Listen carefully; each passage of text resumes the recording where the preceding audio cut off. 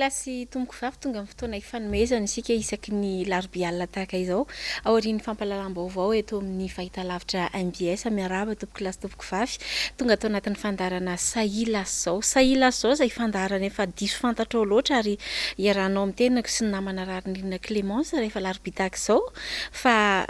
sehatra anankiray ahafahantsika mifampizara ahafahanareo maharaka ny vaovao sy ny zava-misy marina mba tsy hahatonga antsika ny tokantrano ho tompontrano miono raha izay no azo ilazana azy ary dia miezaka ny milaza ny zava-misy rehetrarehetra mahakasika ny fiainam-pirenena, mahakasika ny raharaha politika amin'ny ankapobeny, mahakasika ny raharahan'ny commune Antananarivo renivohitra ihany koa mampanolo-tsain'ny tanànanay Mirahavavy. Manasa anao naraka ny fandarana fa afana dia afana ny fiarahana amin'ity an'ity manoloana andreo zavatra maro samihafa miseho eto anivon'ny tanàna sy ny firenena. Miarabanao Clémence rarinirina tonga soa atao anaty fandarana indray.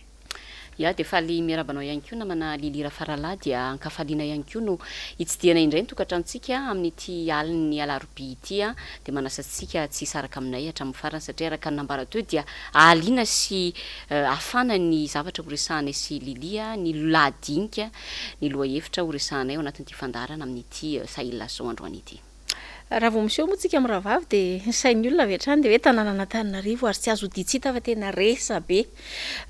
Tena mifamaofao be dia be ny manontany hoe inona ny vaovao misy eo dia eto angamba ny fotoana tena ahafahana mamaly hoe inona ny zava-misy eo anivon'ny commune urbaine Antananarivo fa te ilaza fotsiny hoe mizara roa ny fandarantsika Clémence rarinirina ny tapany voalohany izany dia iresantsika ireo zavatra tsara ho fantatra rehetra mahakasika ny zava-misy eo anivon'izany fitantanana ny filan-kevitry ny tanàna izay angamba ny mahalaza azy misy kokoa ary toy ny mazatra dia horonan-tsary fanadihadiana no hanomboantsika azy fa ny tapany faharoa kosa dia hanambahiny manokana isika izay hanasana anao mihitsy aharitra ijery ny fandarana hatramin'ny farany satria dia sady mpanao gazety no mpanao politika no manany mahisy azy eo amin'izany fiainam-pirenena izany raha matoa Arifina Rahelsoa no vahintsika amin'ny tapany faharoa hitondra mahakasika ny vehivavy tiako Madagasikara ka izay no hanasana anao anaraka ny fandarana hatramin'ny farany tsy tazonanao hoe lizahay fa fantatray fa liana dia liana ianao andao arahantsika avy hatrany ary ty fanadihadiana fohy mahakasika ny raharaha eo anivon'ny CUA ity. Napetrapetraka ny filohan'ny mpanolontsaina an-tanàna niaraka tamin'ireo mpanolontsaina an-tanàna lany tamin'ny anarany IRK, ireo mpanolontsaina lany tamin'ny anarany Antoktim, Clémence rarinirina ary toavina Ralamay sy Hilda Asinjo. Tokony isy mantsy androany ny fivoriana tsara-potoana natrehan'ireo mpanolontsaina an-tanàna ireo saingy voapetrapetraka ireto mpanolontsaina an-tanàna tonga ivory ireto. Dia rehefa tonga teto ny mpanolontsaina misy nefa niditra tato anaty lapa, misy ny mbola tao ivelany dia vory fomba ny mpanolontsaina rehetra zany misy ny vory any amin'ny efitra any misy any amin'ny président conseil municipal, misy ny vory any amin'ny sekma, misy ny vory ato ivelany ato. Ny akamaroan'ny conseil team zany sy tsy miankina dia atao ivelany tao no ny fampidinika. Tampotampoka tsisy fiantsona tsisy ninona izay mbola ao ivelany fivoriana tato rava. Amvalo rava amin'ny fivoriana be inona dia hiditra tato hiditra zay lakolosy naneno mba hoe fanomboana hoe lakolosy maneno famaranana. Dia hoe fa inona ny rava dia tsy ampy kôrôma ohatra mahagaga le izy satria tsangatanana no isaina azo natao tsara mandroso daholo tsika fomba nge zany ato amin'ny conseiller tsy mbola nisy tato hoe nandritra n'izay roa taona zay hoe amin'ny valo manomboka amin'ny sivy ihany foana zay matetika mivory ary amin'ny sivy raha tsona mivory amin'ny sivy any amin'ny amin'ny folo amin'ny tsisy hoe tena ora marina zany tao anatin'izay fa tamin'ity indray mandeha ty dia zavatra teny efa nomanina mihitsy ara-tsy panahy président conseil municipal mihitsy zany ty indray mandeha satria izy mitarika amin'ny fivoriana tonga dia andao tapahana le izy izahay eto misy fotoana miandry eto tonga hoe amin'ny sivy mivory amin'ny raiky 10 vao manomboka tena tsisy maninona zany satria hoe monsieur le maire mbola misy zavatra ataony ny président zany ny zavatra misy fa tamin'ity indray mandeha ty zany dia suite logika an'ilay fivoriana zay tsy natrehanay tamin'ny volana juin lay tsy ara-dalàna lay andro fivoriana satria raha 3 andro filazany lazainy lalàna azy dia nanampy nangataka andray andro zareo indray andro iny tsy nekenay satria tsy ara-dalàna raha nisy fitondrana ny teny teto amin'ity commune be natany te hanaraka lalàna sika dia tato amin'ity conseil ty tena tenenana zany kanefa le izy zavatra tsy araky ny lalàna dia tsy tonga izahay dia mbola natao ihany mola izy avy eo afaka 10 andro satria tsy nahazo koroma koa tamin'iny a dia natao tamin'ny azoma zay dia zay nataonytao fa tamin'ity zany dia misy zavatra mampiomme satria misy tantara enonay hoe nivory taty nisy fivoriana ihany taty nitranga taty tamin'ny tsaiko maly safako maly dia tao anatin'izay nilazana hoe nisy mpanolo-tsaina anankiray hoe za tsy ho avy amin'io rehefa fatapatatra zareo zany fa tsy azo maroanisy izy izahay maroanisy satria zay ty 20 dia nataony an'izay fivoriana tsaitsay tonga dia niravana fotsiny zay tsy mety ny fomanjavatra ohatran'izany satria raha ray aman-dreny tokony hitarika ianao hoe zao ny tokony ho izy tsisy an'izany mihitsy hoe raha mivalo ny manomboka dia tsy antsona le olona tsy avelany atsy a tena ohatran'ny tsy lozika na ohatra koa rehefa antsonao le olona dia tsy tonga eto mbola miresaka kely ao izy tsy mo dia ataony hoe vita ny fivoriana tena raha-tsi-panahy zany mendrika ho tsy fanajana ny olom-boafidy izany ary fanaovana tsinotsinona ny vahoaka ny fidy azy ireo ho iatrany ireto mpanolotsaina ny tanàna ireto. Ya dia iny moa zany ny namana lilira faralany fa nadiadina ny atsika nanokafana ny adihevitra mafana ny adihevitra eo anivon'ny filan-kevitra munisipaly eo anivon'ny commune urbaine Tananarivo amin'izao fotoana izao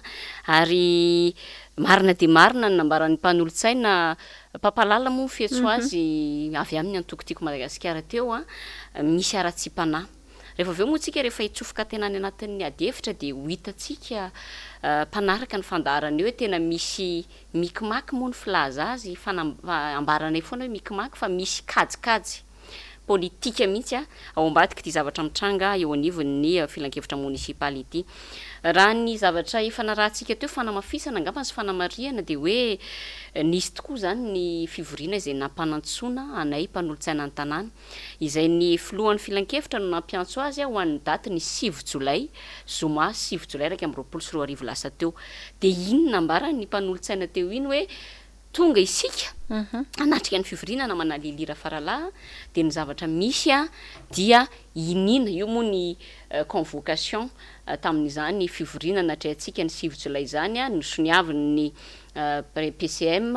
somatsara ny fampiatsona ary ny votoatin'ny fivoriana dia hoe virement de crédit sur le budget rectificatif 2021 zany hoe famindrana sorabola zany ao anatin'ny tetibola asipantsina zay zany lay fivoriana antony fiatsona fivoriana kanefa dia rehefa tonga teo tokoa dia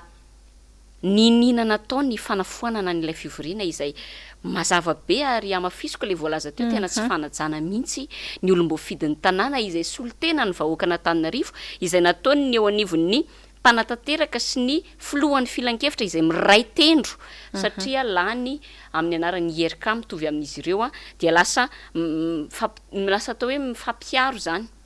lasa misy kitrano trano ao anatin'izay fijerena ny zava-misy eo anivon'ny commune urbaine Tananarivo izay nambara teo hoe resaka tsy fahatrarana quorum namana lilira faralahy dia ny zavatra mahavariana samy nanatrika teo izahay isika namana lilira faralahy farazany quorum zany andeha atao hoe isaina aloha ny olona ao anatin'izany quorum zany araky ny fanaotsika mahazatra tafapetraka daholo ny mpanolotsaina voirahana ny ataontsika hoe ny piasa eo anivon'ny saik manany secrétariat exécutif en conseil municipal manisa ny protocole moa zany ngamba no misahana an'izay andraikitra zay manisa antsika hatramin'izay rehefa tonga ny fotoana hivoriana dia manisa hoe 2 roa 3 4 5 sy ny sisa dia raha ohatra ka tsy tratra ny 20 vao afaka ambara fa tsy tratra ny quorum tamin'ity indray mandeha ity mbola tsy tafapetraka teny amin'ny toerana kory ny mpanolotsaina dia avy hatrany dia nambara fa hoe tsy tratra ny quorum zany hoe tsy nisy ny fanisana izay le teneniko hoe ho avy eo tsika hiresaka n'ilay kajikajy politika mamoehatra ataony ny eo anivon'ny IRK amin'izao fotoana izao mahakasika ny fitantanana ny filan-kevitry ny tanàna eo anivon'ny conseil municipal io zany anisany noresahan'ny mpanolotsaina pampalala teo ihany koa moa raha nirina Clémence ny hoe ty zavatra ty ane dia toy ny lojika ny zavatra nitranga tamin'ny volana jona lasa teo tiako ampatsiahivina ihany ho any mpanaraka ny fandarana ny tokantrano raha matoa Clémence arary nirina hoe efa nisy fivoriana tsy ara-potoana ary nitondrantsika amin'ny rahavavy tatitra teto ny 2 3 4 jona lasa teo ary tao anatin'izay ny zava-nisy dia izao ny lalàna ao amin'ny 720 de milaza mazava hoe ao 2014-020 tiako resahany eto zany de milaza mazava hoe indray mandeha isam-bolana ihany no afaka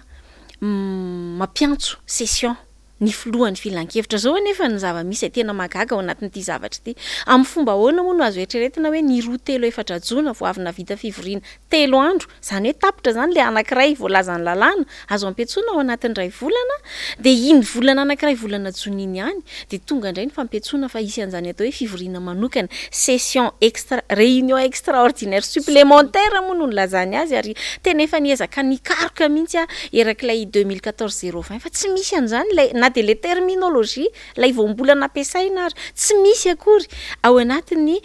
lalàna izany zavatra any fa roa manarakarak'izay raha matorarina Clémence tsy tratra hoe tsika ny fetrisa tamin'iny fivoriana voalohany 14 jona iny fa ny zava-misy de nakisaka ilay fivoriana ary de nakisaka tsy lavitra fa nakisaka eo amin'ny 9 ny volana jona ihany zany hoe mbola miverina foana ary mipetraka foana ihany lay voalazany lalàna hoe ao anatin'ny volana anankiray volana jona zay efa nampiantsoana fivoriana tsy ara-potoana de tsy azonao atao itsony ny mampiantso fivoriana tsy ara-potoana ny tena tanjona raha matoky Clémence Ranirina de zay hoe kajikajy politika ratsy mba ahafahana mamingana ary zay ny tena mampalahelo satria ny fiainan'ny commune Antananarivo renivohitra ny hoe isika ny fampanarahan-dalàna ny tokony ho antoky ny fahombiazana sy ny fandrosoany tanàna fa movy rehefa misy ny mpanolotsaina mijoro mahasamy teny aminao zay mpitarika tokony hanome ohatra avy eny ambony hoe tsy manara-dalàna ny tompoko ty zavatra ataonao ty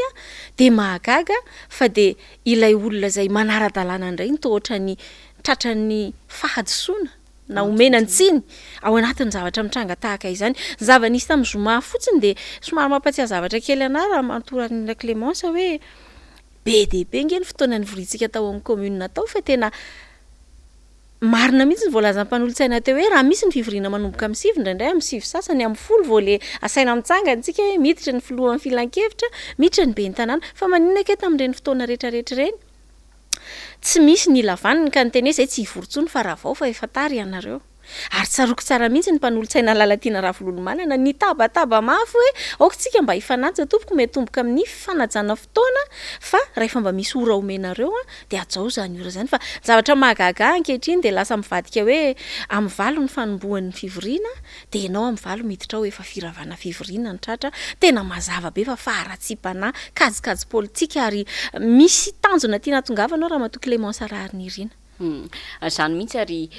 ny tena isan'ny nahazindana atsika ihany koa na manalilira faralahy de hoe rehefa mamonjy fivoriana tahaka ireny isika de efa vonina eo foana efa tonga mielo eo foana ny eo tompona andraikitra eo anivon'ny secrétariat exécutif ny conseil municipal izay efa mametraka an'ireo taratasy fanamarina pahatongavana izay ahafahan'ireo mpanolotsaina zany manao ny sonisy mametraka ny anarany ao anatiny izay ataontsika hoe fanamarina pahatongavana izay tamin'ity indray mandeha ty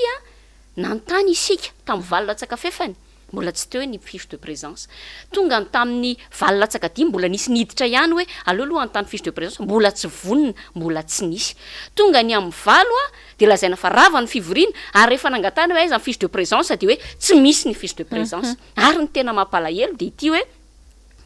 resantsika eo moa rehefa aveo raha ny zavatra misy zany amin'izao fotoana zao de ny mpanolotsaina IRK nasena nameny fiche de présence fa isika za moa zany mpanolotsaina IRK ihany koa fa le tsy tiana satria tsy zaka le marina ambara de tsy natao isan'ireo manao an'le sonia an'ilay fiche de présence niaraka tamin'ireo nareo mpanolotsaina team niaraka tamin'ny mpanolotsaina combat ihany koa tena hoe mauvaise foi ara-tsy mpanatsotro zao no zavatra misy nefa fitantanana ny tanàna no resahantsika eto ary zavatra tena hoe zavatra kely indrindra fa io le nresahantsika eto na manalilira faralahy hoe ho resahantsika eo rehefa aveo le hoe inona raha le kajikajy politika ho resahantsika lalindalina rehefa aveo ny zavatra misy efa nresaka ihany ianao teo na manalilira faralahy makasika an'ilay fivoriana tsy le tamin'ny zoma fa le tamin'ny 14 juin na tamin'le 14 jona izay hitatsika ny rahantsika 20 nanaiky fa tsy manara-dalàna satria araka nambaranao teo mazava tsara hoe ny lalàna de milaza fa indray mandeha ihany mahazo manao fivoriana tsy mahazo mihoatra ny 3 andro ao anatin'ny ray volana de nefa mbola nasiana fivoriana ray andro tao anatin'ny volana jona fanampiny mbola nandefa taratasy isika aloha zay angamba ny tsara tsipiana na manalilira faralahy hoe rehefa nahita isika 20 fa vao hitsakitsaka ny lalàna tsy avy hatrany isika dia hoe nanao recours tany amin'ny tribunal na nandeha niantso ny nandeha nitory tany amin'ny tribunal fa ny zavatra nataontsika dia nandefa taratasy. Io hitantsika eo amin'ny sary io zao ny taratasy dia nalefantsika tany amin'ny filohan'ny filan-kevitra munisipaly nampahafantarantsika mazava ny amin'ny hoe Andriamatoa filoha ny lalàna ao anatin'ny loi 2014-020 dia mazava ny 320 fa tsy azo atao ny mamory indroa ao anatin'ny ray volana fa rehefa namory ianao na miconvoqué fivoriana na nampiantso fivoriana ny daty ny 2-4 jona dia tsy azo atao intsony zany ny mamory mihoatra an'izay ao anatin'ny volana jona. Fa azafady kely raha matoa Clémence Ranirina hoe hotoy an'izay tenenao zay dia tsy hoe ny filohan'ny filan-kevitra ihany no nomentsika ny taratasy iny fa nomena dika mitovy ny tenenivo ny préfet de police ary ty ny tiako mariana tsara ny ben'ny tanàna ihany koa ny tiako mariana tsara raha matoa Ranirina Clémence dia izao hoe ny fahatongavany ty taratasy ty teny amin'ny préfet de police io hitantsika amin'ny sary io ny taratasy dia izao hoe ny laza izy fa tsy ara-dalàna ny aiky ny tenenivon'ny préfet fa tsy ara-dalàna ity fivoriana zay atao ty ary nampanantenantsika ry izy tamin'izany fotoana zany fa amaly amin'ny alalan'ny mailaka fa tsy manara-dalàna zao zavatra ataony eo anivony fitantanana ny filan-kevitry ny tanàna izao. Ny zava-misy anefa zany dia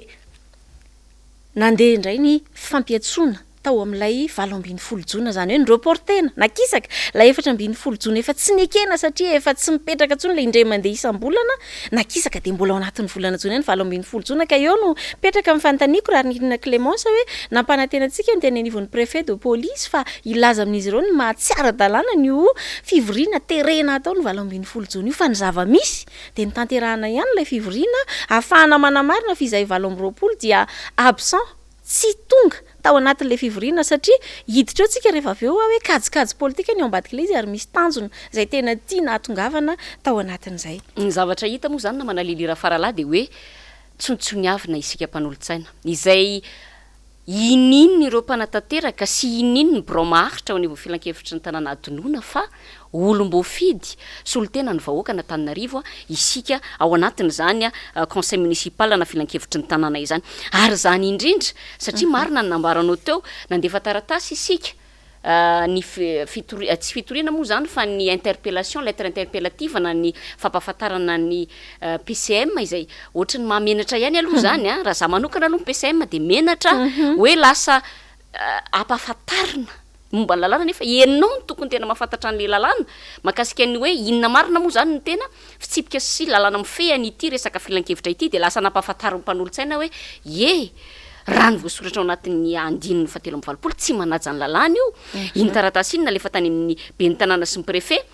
fa ny préfet koa dia mbola nandefasantsika taratasy mitokana ihany koa fitoriana mihitsy ny amin'ny hoe tsy manara-dalàna ary nambaranao teo ny nambaran'ny préfet tamin'izay fotoana izay hoe tena tsy ara-dalàna marina tokoa io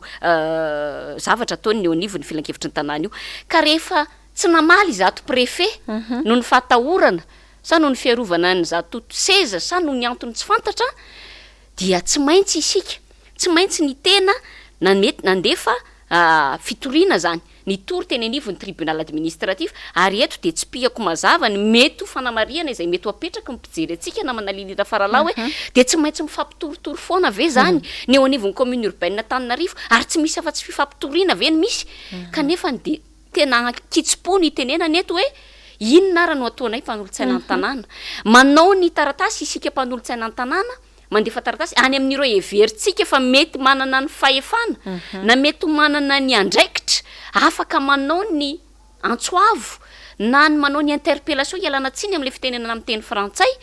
hoe mba tsy ara-dalàna kosa fa aza atao io fa tena mazava be ny voasoratra ao anatin'ny lalàna kanefa tsy misy miaino fa mbola mandeha ihany lay letrezana indramoko ty tenin'ny mpanolo-tsaina izay lasa tsy mpanohatra fa lasa pombany ao anivon'ny mpanatanteraka anivon'ny communauté manao letrezana amin'izao fotoana izao dia atao angambany fa lojika kosa raha ohatra ka hoe lasa mandefa mametraka fitoriana eny anivon'ny tribunal administratif izay antenaina fa hijery tsy mitanila itsara tsy mitanila mahakasika an'izao raha mamoehitra ho iaho averiko ilay teniko teo satria zavatra tena faran'izay kely agnambany zany hoe fanarahana ny lalàna misoratra fotsy sy mainty ary etintsika mpanolo-tsaina mandeha manaraka antsika toy ny baiboly kanefa dia inina hitsakitsahana namana lelira faralahy njara tsara omariana ihany koa raha matoa Clémence Rarnirina dia ity asa raha tsaronao fa nisy vanim-potoana nanao fangatahana ny filohan'ny voamerany vola ny mpanolo-tsainy tanàna Franky nangataka izy ny amin'ny hoe andao anao fivoriana tsy ara-potoana isika hanga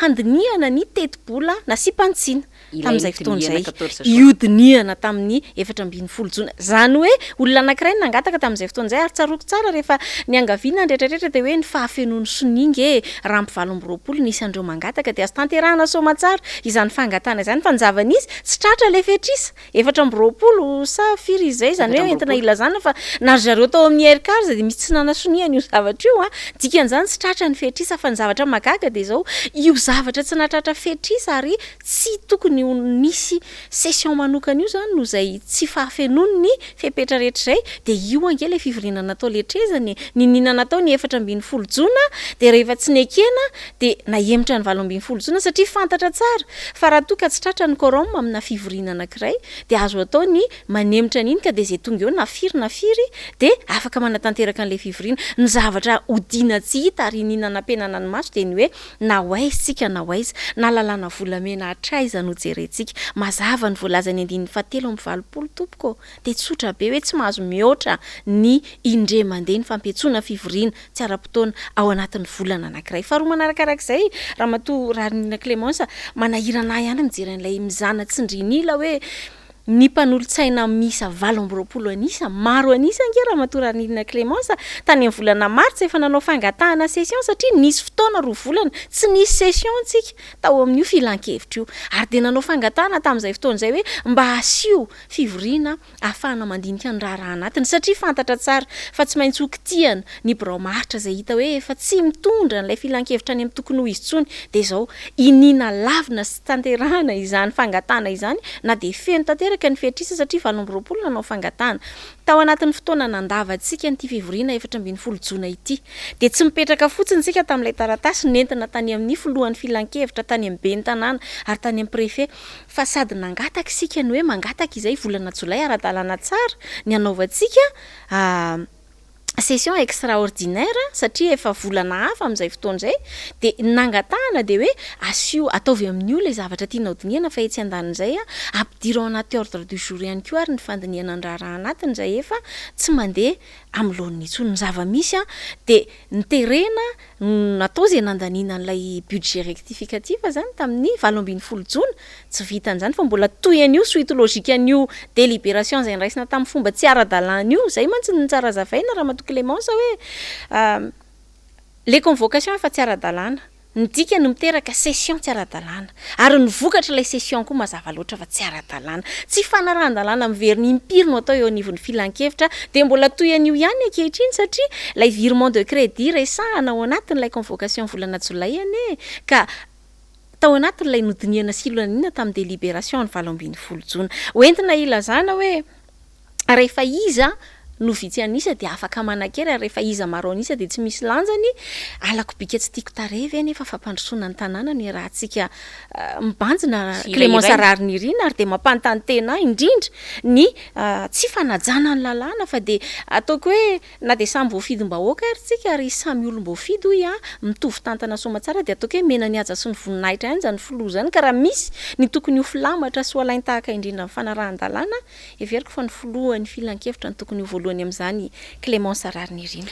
ary dia eo tsika tonga amin'le firesana amin'izay ary le tranga mahasanganehana na manalilira faralahy dia ny zavatra misy mantsy dia nandefasana demande d'explication dia maiksa ozy izy ny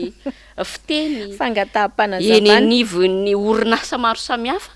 izahay olom-boafidy ny tanàna misy 20 tsika ilay tsy nanatrika ilay fivorina ny 4 jona na emotra 20 jona izay amafisina etona fa tsy manara-dalàna fanipaka ary manitsakisaka tanteraka ny voalazany lalàna manakery dia izahay indray no omena demande d'explication ary ny mandefa ny demande d'explication dia tsy iza fa ny filohan'ny filan-kevitry ny tanàna Andriamatora Altera no mandefa an'izay demande d'explication zay efa samy nahazo ny anjarany daholo manomboka alefa ntsikelikely ilay demande d'explication ary efa nisy moa ny famaliana niaraka n'izany demande d'explication zany na manalilira farala satria antony iray no nahatonga antsika tsy nanatrika ny fivoriana dia antony iray ihany koa no fanazavana hoentintsika ny zavatra tiana ho tenenina ao anatin'izany na manalilira farala dia araka ny teneniko teo hoe sanganehana hoa nga io orinasa orinasa nga ny commune urbaine Antananarivo ka hoe tsy niasa X na tsy niasa Y de patron angany be ny tanàna de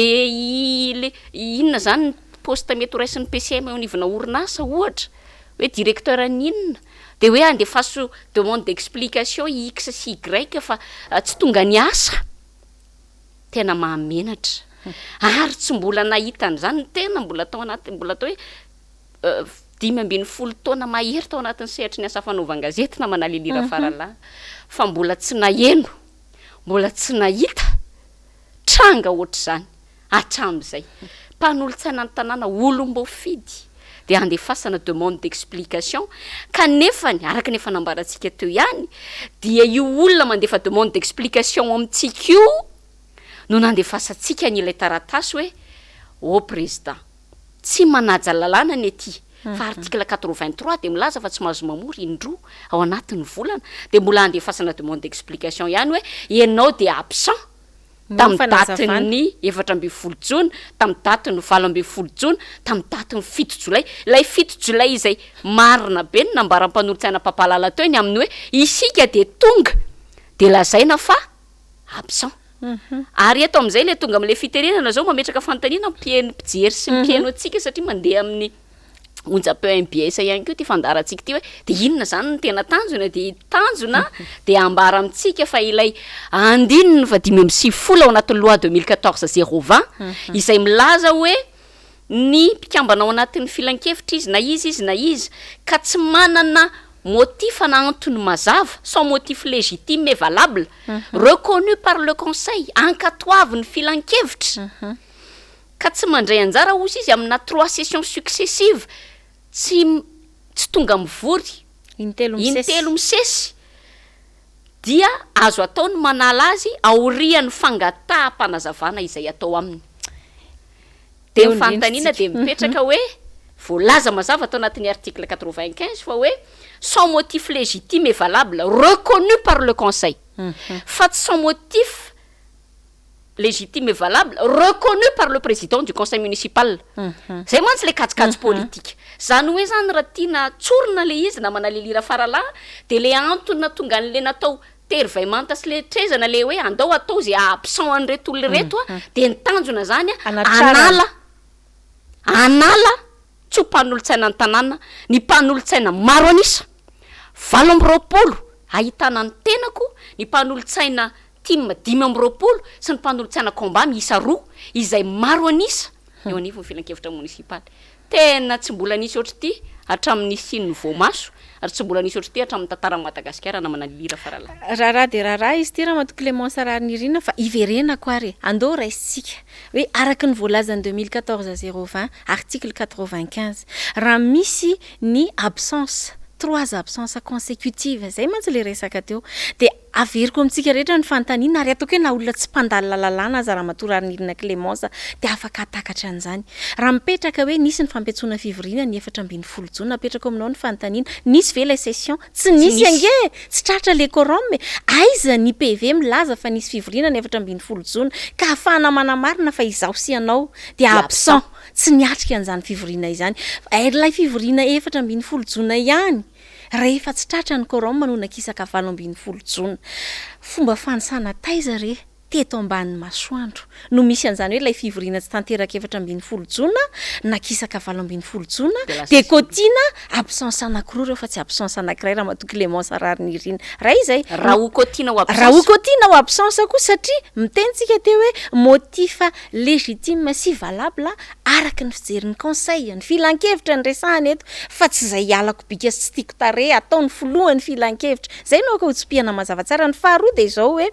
mbola tsy valide ary tsy possible akory aza ilay lazaina fa absence tamin'ilay 3e absence enjehana ny mampantantena ana raha matorany Clémence dia hoe hoentina makaiza ho any fitantanana ny tanàna ty sa ve la tsy misy mihitsy ve juriste mba hailalana mba afaka manoro hevitra mba afaka mampafantatra fa de izahay mpanolotsaina zay entina ankehitriny satria tsy ao anaty bromatry sika faoka ho azava aloha ny resaka de izahay mpanolotsaina zay mandrafitra ny filan-kevitra indray ve no andeha ampatsiahanao amin'ny alalan'ny famaliana ny toy ny valona fangataham-panazavana tony hoe andre matofilo izao angeny voalaza ny lalàna everiko fa raha misy ny tokony ampianatra an'izany ho de ny filohan'ny filan-kevitra fa etsy andanin'izay ihany koa zay tena tiako tsopiana somariana de hoe hoentina makaiza ho ale fitantanana ny tanàna misy zatra tsy mahomby be deabe nge efa natao misy fandikan-dalàna be deabe nge efa natao raha matoky Clémence rariny irina tadidinao ary efa nikarahantsika asianao plateau tany amina fahita lavitra rahavavy izy ity tsaroky tsara hoe tamin'izany fotoana zany tafiditra tao anaty lahadinika ilay resaka tome fa de ny faniriana ary hatrizay ny ratany masoko zay avy mahita an'izany hoe rehefa manontany ny mpanolotsaina aza fa tompoko fa ahoana fipetraka ty aza vao kely de miteny be ny tanàna hoe tena za tsy malala de mamaly ihany koa zany ny filohan'ny filan-kevitra na za koa tsy malala de gaga hoe nefa manao sonia an'ilay convocation de izy nefa de ny filohan'ny filan-kevitra manasony etsy andanin' zany nanamarika satria ny ady mafy ary nangatam-panazavana makasika an'ilay IPAM asa ratsaronao fa nandeha tao anaty délibération fangatahana fankatoavana zany IPAM zany fa tsy lany tena tsy lany fa ny magaga de zao tonga ny convocation manaraka miverina fanindroa indray ao anaty lahadinika ilay izy fa hotapahana ary tsy amelana raha tsy tody amin'ilay tanjona hoe natao zay andaniana azy de hoy hoe ny karazan'olona tahaka zany ny mpitarika sy firafitra birao tahaka zany ve no andeha ilaza amin'ny mpanolotsaina zay manara-dalàna hoe ianareo de mendrika osazina ary atao zay androana anareo tsy mpanolotsaina tsony satria ianareo de tsy manara-dalàna nisy moa zany ny mpanolotsaina teo anivony antokotiko Madagasikara Clémence rariny irina tena nisy afoka ary sorena tonga tany amin'ny lapan'ny tanàna mihitsy nahazo an'ity fangataham-panazavana ity ary rehefa niteny izy hoe mba jereo kely fa ny lalàna andininy 320 ve de tsy mba azonareo hoe mandrara ny anaovana fivoriana mihoatra ny indray mandeha isam-bolana de zao no valy teny voaray avany akatezerana hoe samy manana lalàna sy ny antikany azy io zany hoe rehefa tiako raisina ny andininy fa 5 de 5 any amiko ny 2014 020 fa ny 83 azoko inina tsy jerena satria tsy mifavoriser an'le zavatra ataoko zany tena somary mamperitreritra raha matory ary nirina Clémence ao anatiny ity resaka be deabe eto anivon'ny commune urbaine Antananarivo ary miresaka an'izay mihitsy ianao na manalilira faralahy de ohatrany hoe mampitehiteny ho hoe mamaky lalàna ary zareo na manalilira faralahy fa ny vakiny ao de hoe mikasika ny déchéance ahoana no afahana manala ny reto fa reto manelingelina atsika zay ny jereny ao matoa izy mieritreritra n'ity hoe absence 3 fois successive consécutive ty de tena hoe zay afahana manala zay mety everiny fa manelingelina kanefa tena tsy pihana kosa na manalilira faralahy fa tsy resaka fanelingelenana tsy resaka atao hoe fanakatsakanana tsy resaka hoe tsy fitiavana fa lokaloka teto ane zany hoe anara-dalàna lokaloka teto ane zany fanovana de moa ve ny fanovana ny fanaovana kajikajy politika io moa misy tsotononiko ny anaran'le namana anankiray zay fampiresaka tamiko namana lelira faralahy de niteny izy io nery namana Clémence zay hatrany ambony io zay tiany amakina an'io lalàna io de zay tiany anovana an'io satria mieritreritra izy fa azy ny lalàna ka tsy mety zany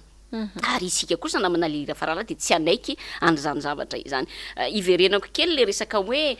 tsy fanajana n'ilay article 83 teo namana lelira faralahy nisy tsaroko tampoko ty tsy resaka fotsiny le loi 2014 020 vohitsakitsaka fa ny andininy faraky ambe folo ao anatin'ny règlement intérieur atsika izay isika izao niaraka nanapaka azy ny filohan'ny filan-kevitra ao anatiny de nametraka mazava hoe ny aloha vakiko tsara le izy na manalira faralahy zay andininy faraky ambe folo zay hoe ny filoha de tsy afaka mampiantso fivoriana tsy ara-potoana mihoatra ny iray isam-bolana ny faharetany de tsy mihoatra ny 3 andro ary tsara tsy pihana hoe ny règlement intérieur atsika raha tsy diso ana manalilira faralato amin'ny teny gasy izay amin'ny teny malagasy amin'ny teny malagasy manana dika mitovy afaka hiteny hoe teny frantsay io ka tsy azoko na dika teny frantsay ka afaka dikako vilana fa teny malagasy misoratra mainty sy fotsy ao anatiny zany règlement intérieur zany ny 1/12 de inina fotsiny tsotro zao hitsakitsahana sy tsy rarahina ao anatin'izay efa ndresaka ihany ianao toena manalira faralahy fa toizako angamba le fanazavana ny amin'ny hoe BDB ane le tsy fanarahan-dalany hitatsika tao hoe amin'io filan-kevitra io hoe fa tsika mpanolotsaina maro anisa raha mbola andeha atao hoe mandefitra ny atsika na manalilira faralahy hoe no ninona no ny tombontsoa ny tanàna dia ndraindray tsy ny zavatra rehetra hitatsika fa tsy rariny dia resahantsika fa mbola irazahantsika ihany ny fampiresaka an'izany ao anatiny ny profonao teo le resaka tome hoe mbola nametraka fanontaniana ary raha iny resaka tome andresahanao teo iny ane na manalilira faralahy dia nambarana andriamatobe ny tanàna somatsara hoe tsy maintsy ilatsaka ny sazy heritaona théorina aiza zay sanction to tsisy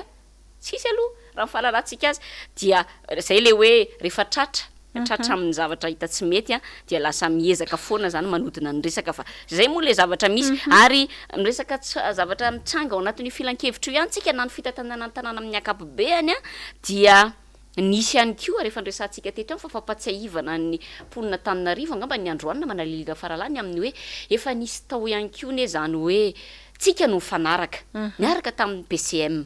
miaraka tamin'ny bromaharitra tsika mpanolotsaina hoe rehefa misy lahadinika alefa ty amin'ny mpanolotsaina dia alefa somielo ary voarakitra ao anaty lalàna zany alefa somielo ny antota taratasy mirakitra an'izany zavatra hodiniana zany ahafahany miomana sy mandinika tsara ao anatin'izany zavatra rosoanay zany zavatra misy nefany dia maro be raha tsy resaka fotsiny tsika ny fivoriana ny 2-4 jona vo 2 volana lasa zay de efa nisy atao anaky 3 tsy nahazahoana ny tota taratasy inona ny antony satria misy ilay zavatra tiana fenina nisy ohatra le resaka efa ndresantsika teto ihany ilay resaka fanamboarana tsena eny Andravoahangy manalilira faralahy izay nampanantenana tamin'ny vahoaka hoe omenanareo io toerana io rehefa vita somatsara ny lalana ho an'reto tantsaha zany izay mipetraka sy nanajary an'le toerana nefa ny zavatra misy tao anatin'ilay antota taratasy naroso teo anatrehantsika dia omenan'ny mpanambola soloana box misy convention efa vonina alefa ho délibérena na ho ankatoavin'ny mpanolotsaina ny tanàna zany de famitahana tsy famitahana ny mpanolotsaina ihany fa famitahana indrindrindrindra any vahoaka na Tananarivo izay marina zay mantsy isan'ny ambarany be ny tanàna ndraindray hoe tamin'ny reny tranga tamin'ireo fandravana tsena teo asorano reny hoe ngareo vahoaka mety everina ho tsy vahoaka angambany fa ny olona koa tsy hoe rehefa fifidianana de vahoaka fa rehefa vita fifidianana de tsy vahoaka fa vahoaka foana ireo na ny fidy na tsy ny fidy ary izay sy namanalilira faralahy eto raha mitondra ny tenin'ny mponina Tananarivo tsy hoe mitondra ny tenin'ny mponina Tananarivo izay ny fidiny tim na mitondra ny tenin'ny mponina Tananarivo izay ny fidiny IRK na ny fidy any Clémence Rarnirina fa mitondra ny tenin'ny mponina Tananarivo tsy vaky volo ao anatin'izay na manalilira faralahy ny resaka règlement intérieur moa ianao teo raha matorarinirina Clémence de te anoy kely an'le fanazavana efa nentinao teo raha iresaka an'le fivoriana tamin'ny 7 volana Jolay sika de marian'ny mpanolotsaina pampalala mazava tsara teo fa tamin'ny 9 ora naneno ny lakilosy niditra tsika nihevitra fanomboka ny fivoriana fa nagaga fa firavanaka nihevitra ilay lakilosy naneno de izao ny ambarany 17 amin'ny toko faharoso kajy faharoa ao anatin'ity fifampifehezana anatiny moa zany no andikako azy de izao amin'ny teny malagasy tsara izy ato hoe manomboka amin'ny ora voatondro anatin'ny taratasy fanaikana ny fivorian'ny filan-kevitra raha toka tsy tratra ny fetrisa ilaina amin'ny fandraisana fanapahan-kevitra ao anatin'ny 5:10 minitra ao aorian'ny ora voatondro ivoriana dia azo ny filoravaina ny fitaom-pivoriana 5:10 minitra no marina tsara mihitsy gaga ihany raha matoa Clémence Rarnirina hoe amin'ny 9 ora ny manomboka ary zao ny tsara ho maria ao anatin'ilay convocation alako tsiny ataoko amin'ny teny frantsay kely tsy hoe fivoriana à 8 heures fa fivoriana à partir de 8 heures ary tsy vo izao no nisy an'izany hoe tena manomboka amin'le heure tapante lazaina ny fivoriana eo anivon'ny filan-kevitra IMBDB no mandray andraikitra ireo bromaharitra ireo rehefa mizavatra tiatiany hoe atsangano ny tanantsika rehetra isaina ary de miteny fomba ofisialy fa afaka manomboka aritsika arak'izany izy atsika zany magaga fa tsy misy an'izany tamin'ity indray mitoraka ity ary impiry moa no hitantsika misy fahatarana nge na ny lehibean'ny mpanatanteraka ny be ny tanàna eo anivon'izany fivoriana zany PCM ane de misy ny fahatarana eo anivon'izany filan-kevitra zany ary ity tsaroko de resahako ihany raha matoky Clémence Rarnirina hoe nisy fotoana ny mpanolontsaina Hilda Asinjo nilaza fa tsy afaka hamonjy fivoriana nanome procuration izy tamin'izay fotoan'izay ary ny motif nolazainy de nilazainy mazava tsara hoe no nitahotra ny Covid satria tao anatin'ny valana retina mivaivay isika tamin'izany fotoana zany fa tamin'izay de nampisy resabe ary nampitrotra atsika ianao iza mpanolontsaina namana hafa hoe nahoana moa nolazainy PCM hoe tsy ekena ny procuration izay omeny Hilda Asinjo fa fahefana avy aiza no ahafahany milaza fa ary tsy misy ao anatin'ny 2014-020 raha matoky Clémence Rarnirina milaza hoe tsy maintsy motif ara-pahasalamana voavalable ny amin'ny fanomezana procuration olona zany fanomezam-pahefana ny amin'ny fivoriana tahaka itony fa tamin'izay fotoan'izay de izao tsy nekena ny fanomezam-pahefana nataon'ny mpanolontsaina Hilda Asinjo ary tsy nefa ny tamin'iny vanim-potoana indrindra raha tsaronao nisy ange ny fivoriana teny anteny miaram-pirenena izay notanterahana tamin'ny alalan'ny fifandraisana ampitain-davitra noho ny fitandrona sy fatahorana ny aretina ny tiako lazaina raha matoranina Clémence hoe zay foana ho le teneniko hoe raha te hampandroso zavatra sy hanao zavatra ianao any tokony manome ohatra voalohany aloha fa ny ohatra ataonao mihoatra lavitra ny mety tena tsy any amin'ny tokony alehany de avy eo ianao misy tena Andriamanitra zay hoe tatavanonareo no moka fa atelinareo ny rameva fa rehefa dinihana de zany ny zava-misy rehefa ny lehibe no mitelina rameva mety fa rehefa ny sendra misy moka kely tena mahakenda mahafaty iny ka hoe raha ny kajikajy politika ao ambadika zao rehetra zao hoe handroahana ny mpanolontsaina 7 zay maro anisa satria tsy napozina koa ty maro anisy ty fa neverina foana fa azony lalaovina teo de ho resy ary ho lasa boîte aux lettres hatramin'ny farany ny filan-kevitra de manomboka mivadika ny tendance ankehitriny satria ny teny zay hoe iova ny sary efa manomboka mijoro amin'ny famarinana ny olona ka rehefa mahatratra maro anisa de aloha le maro anisa mihitsy ve no eliminena ahafahana ho tonga de hoe tena fampandrosoana ny tanàna ve ny tanjona ao ambadika zany raha matoa Clémence Rarnirina petraka mihitsy zay fanontaniana zay ary tena mitombona ramatoa Lilira Faralany amin'ny hoe tena fampandrosoana ny tanàna marina ve ny tanjona inona nefa ny antony satria mipetraka amin'ny fanontaniana hoe maninona nefa rahajaina fotsiny le lalàna zay nene le izy zavatra indrana ny fiteny namana anankiray zay hoe tsotsa kely fa ohatr'izay mihitsy le izy hoe zavatra tsotra nefa sarotra be ve manatanteraka anazy raha miteny ny mpanolontsaina hoe tsy azo atao manao session indroa de efa mipropose ihany araka ny teninao teo ny mpanolontsaina IRK anankiray hoe mangataka zay mba hanaovana session mois de juillet volana jolay andinihana n'ilay teto-bolana sy pantsina zay natao letrezana volana jona zay nefa ny hoe verina atao volana jolay de maninona nefa raha natao volana jolay lasa ohatrany hoe ahoana reny itenenako azy hoe le fitantanana tanàna lasa resaka ny toetran'olona no hoe za tsy mianaiky ho resin'ny rakotina ho resin'ny rasona ho resin'ny rabe tsy hany mihitsy angamba ny fitantanana tanàna fa ny fitantanana tanàna amiko namana Lilira Farala ary hevitro ty tokony hoe mipetraka milatsaka ty amin'ny vahoaka milatsaka ty amin'ny olona rehetra ianao rehefa mitantana tanàna fa tsy mitiritiry ny ery ambony ery ohatr'izany koa ny filohan'ny filan-kevitra tsy hoe ny filohan'ny filan-kevitra ianao akory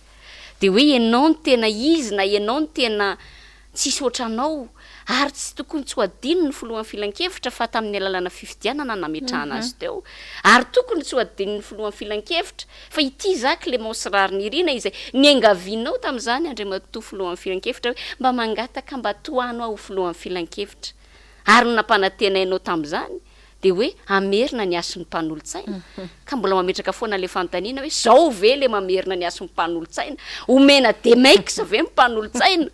zany ve ny famerenana ny ason'ny mpanolontsaina namana Lilira Farala tsy mbola nisy hoa ary zay ngamba le tonga am'le fitenenana hoe zavatra tsy nisy tao anatin'ny 90 taona ho hitatsika tao anatin'izao fitantanan'izao ka mahamenatra sy mamoehatra zany raha zany ny zavatra misy sy iainantsika am'izao fotoana zao ary mampitehisitona ny sain'ny ponina hoe misy miteny mantsy hoe nareo nefa rina mifanditra miady tsy atompoko ny lalàna de mila ajaina raha izao izay nametrahanareo fitokisana aza tsy hanaja lalàna iza indray no hanaja ny lalàna zay le fanontaniana de nefany ny ataontsika hoe ny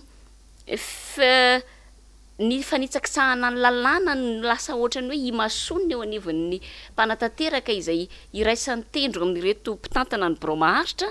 de mifantaniana apetraky ny mpanara-baovao aizao aiza ary ty tanàna Antananarivo ankehitriny na manalilira faralahy raha tsy resaka fotsiny tsika mba mandehana ane ery amin'ny zaridaina n'Ambojatovo nandaniana 2 miliara ariary ny teti-bola natokana ao amin'izany aizao aiza zao le fanatanterahana an'io kianjana Ambojatovo io sa finiavana sy fitiavana te anakombombava fotsiny mpanohitra de accéléreo ale fahasoaingana de mody atao voe tsisy kianjan'ny demokrasia mba tsy siny ilay kianjan'ny demokrasia lasa ohatrohatra zany no ifanenjehana eto fa tsy any amin'ilay hoe inona ny olona ny vahoaka de inona le vahaolana tokony hoentina mifanandrify amin'izay olana ny vahoaka zany raha tsy resakitsika fa tsy ny lalana tsisy tsy mikaikaiky ane na manalilira faralahy maro ny lalana simba raha tsy tenitsika fa tsy ho lalana eo nino tsy izy eo amin'ny arean'ny mahitsy amin'iny lalana atao madinika iny simba tena simba ary tsy mitsahatra ny mie simba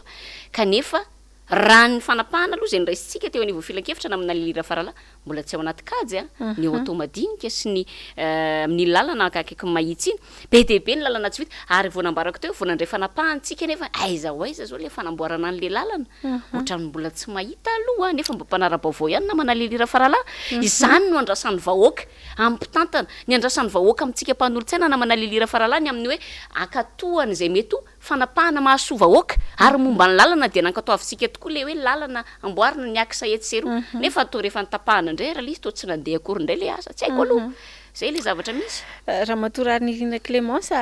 nyresaka manao teo manoloana ny stationnement ny mahitsy nyresantsika teo fa tena eraka n'Antananarivo za manokana efa nitabataba imbe dehibe mahakasika ny faratsin-dalana be dehibe ny toerana manokana anisany efa niteneniko ohatra ny teny anivon'ny tanàna Nambopo de tena raharaha be hatramin'izao fa de hatramin'ireny bus lehibe reny de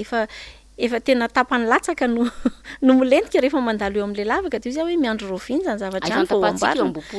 fandresahana io misy anankiroa mantsy izy misy an'le eto amin'ny fiakarana zay naveriny indroa koa io koa de tiako resahana hoe eo amin'le fahaiza manao an'ireo teknisiana rehetra manao ny étude an'ireny zavatra ireny satria tsaroko tsara mihitsy mandalo teo zay de efa mahita mijery hoe ty zavatra ty raha tsy misy ny évacuation an-drano de hiverina potika foana le lalana de nalefa le lalana de nyvitaina tsisy canal tsisy nininina de tsy mihodina firy volana akory de simba indray de nisy lalana efa natao de naverina nyravaina misy zay vao namoronana lakan-drano moa zany ahafahana mampandeha an-drano lasa misy kitoto tsapatsapainao drano le zavatra fa ny etsy andan'izay resaka lalana nyresantsika teo raha matorany Irina Clémence fa ny resaka lenteur administrative de mampimenimena ny olona fikarakarana etsy seroa zao nefa njatra manaitra koa nilaza tamin'ny fomba ofisialy ny be ny tanàna fa tsy manome alalana intsony amin'ny resaka fanotorana tany na ny rambole fa tsy fantatro aloha ny any aminareo fa zay toerana alehako tena miopapana ary mandeha zay tsizy ny resaka fanotorana tany misy faritra anankiray zay nandraisan'ny tena koa ndraikitra manokana faritra manakaikaiky an'iny avaratra Katso ambanina Katso sy ny agro iny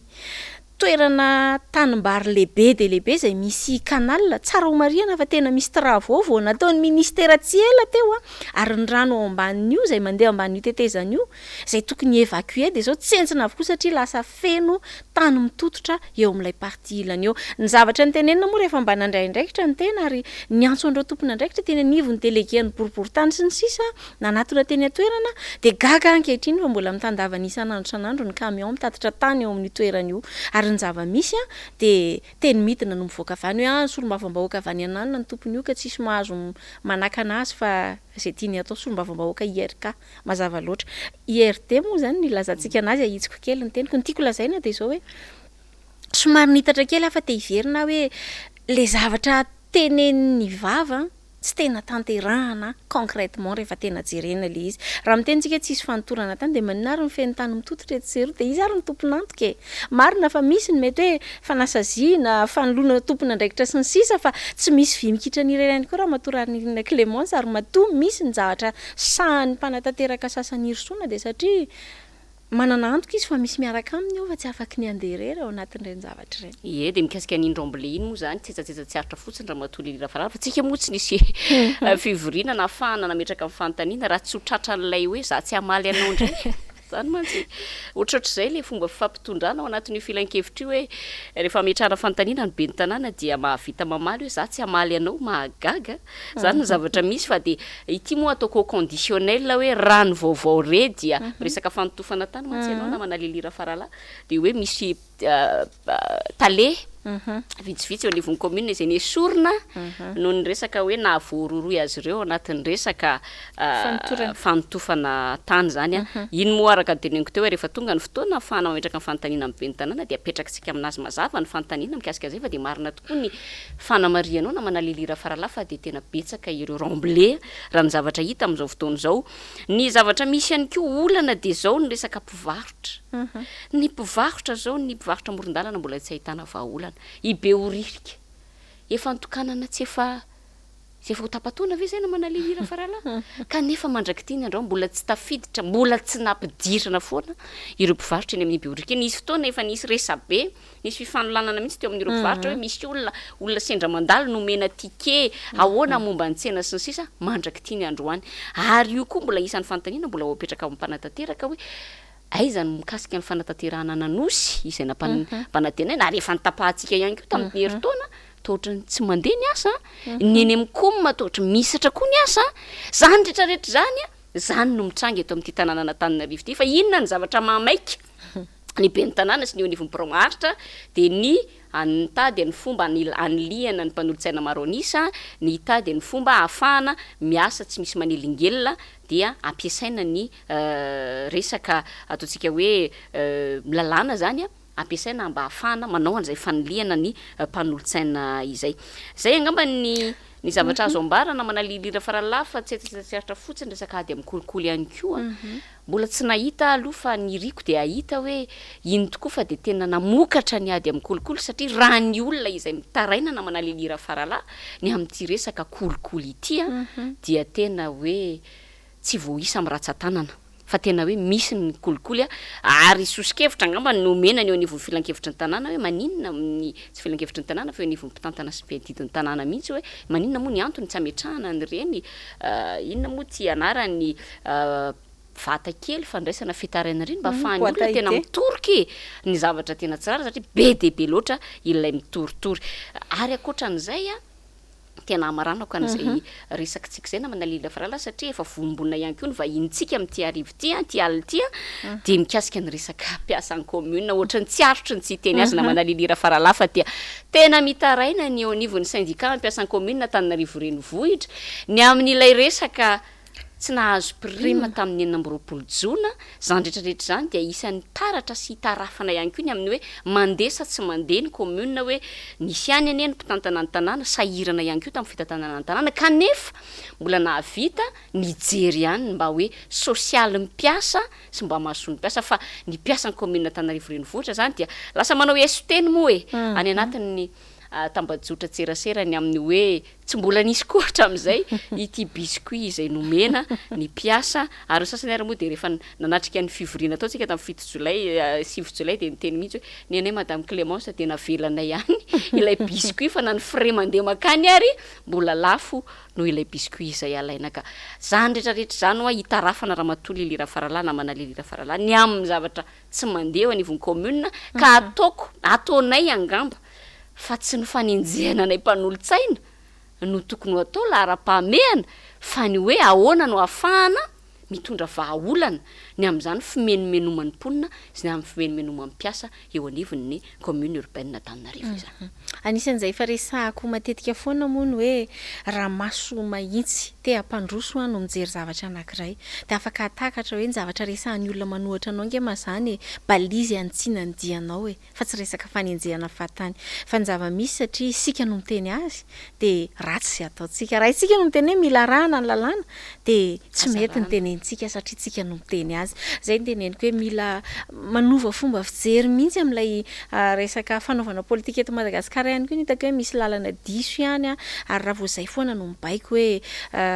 fijerevana lokona toko sy ny sisa fa tsy mba fandraisana an'ilay hevitra tena mahomby hitondra fanatsarana iny moa dia nitsopihako tsara mihitsy nisy fotoana nresahako tamina fahitalavitra rahavavy hoe izahay tsy hoe mpanohatra botolo mitana ny toeran'ny mpanohatra izay dia olona manana saina afaka handinika hoe mahasoa na tsy mahasoa ny tanàna ty zavatra anankiray ity ka raha mbola afaka miteny zay de tsy maintsy hiteny foana fa mampalahelo raha fomba hanampenam-bava an'izay tokony ho lazainay ho balizy ho anareo izao zavatra atao zao a zay katsahana sy tiana atongavana hatrany amin'ny fanesorana tsy ho mpanolotsaina zay ngamba no anakatonatsika ny resaka commune tantara mitohy iny satria dia misy ny mpanolotsaina namana raha nirina Clémence efa nitondra ny raharaha teny anivon'ny fitsarana ihany koa ary hiakatra rahampitso io raharaha io antenaina moa zany hoe mba hitsara marina sy rariny arak'izay andrasantsika ny tribunal administratif arak'izay andrasan'ny vahoaka satria tsy tombontsoanay ary tsy misy hoanay manokana angao ambadika izany fa fiadinany io tombontsoantsika ponina Antananarivo tsy akanavaka de tsara ny afantarantsika an'izay rehetra izay mba ahafahantsika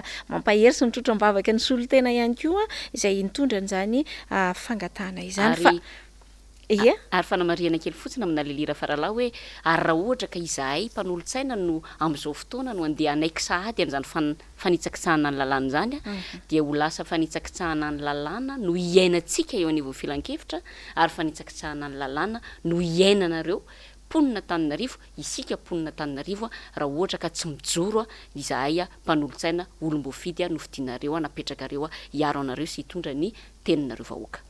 Indram kely teny français hoe la normale deviendra normale rehefa tsy mitsangantsika raha tsy mijoro isika ao anatin'ny fahamarina zay no nakatonatsika niny fa izay miravavy atao anaty fandarana Sahia Lasa zao dia mampanantena fa tsy anafina ry zaratra any zay vaovao tsara ho fantatra eo anivon'ny commune Antananarivo renivohitra tsy atopotrano miono antsika rehetra fa andao ivadika petsy sika hiditra amin'ny tapany faharoa anaty fandaharana tsy resaka betsaka fa ity sary fanadihadiana ity no andeha ampandrosoantsika ny vahiny zay fanambarako teny aloha hoe ramatoa Arfine Rahel Sosa sady mpanao gazety no mpanao politika efa tsy zoviana amintsika tsony ny anarany mino fa tsy zoviana amintsika koa ny tarehany fa rahantsika ny fanadihadiana dia androsa avy hatrany izy ao anatin'izay.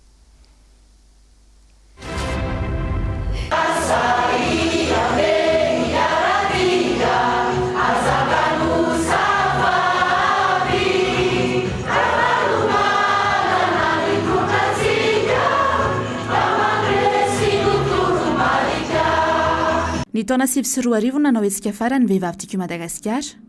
Tamin'ny tolana tao, iverenina ny filoha-pitarika ny antoko marika ravalomanana teto an-tanindrazana. Raha somary nangingina ny fikambanana tao anatin'izay 12 taona izay, dia niverina tamin'ny herin'ny indray manomboka izao.